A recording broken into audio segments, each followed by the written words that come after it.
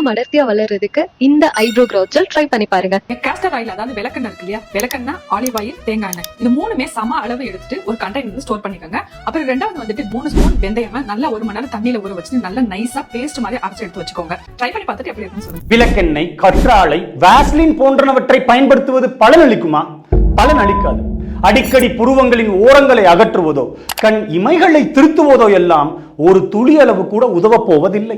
ஏனென்றால் ஒருவரின் மரபணுவே அவரின் புருவங்கள் மற்றும் இமைகளில் எத்தனை முடி வேர்கள் இருக்க வேண்டும், அவை எந்த அமைப்பில் இருக்க வேண்டும், எவ்வளவு வேகத்தில் வளர வேண்டும் என்பது அனைத்தையும் நிர்ணயிக்கிறது.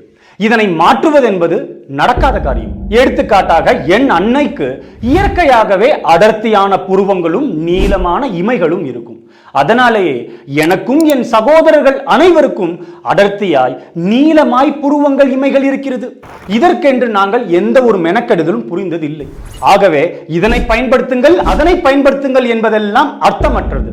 புருவங்கள் மற்றும் இமைகள் நம் கண்களை வியர்வை, மழைநீர், காற்று, தூசி துகள்கள் மற்றும் சூரிய வெளிச்சம் போன்றவற்றிலிருந்து காக்கும் வரப்பிரசாதங்கள்.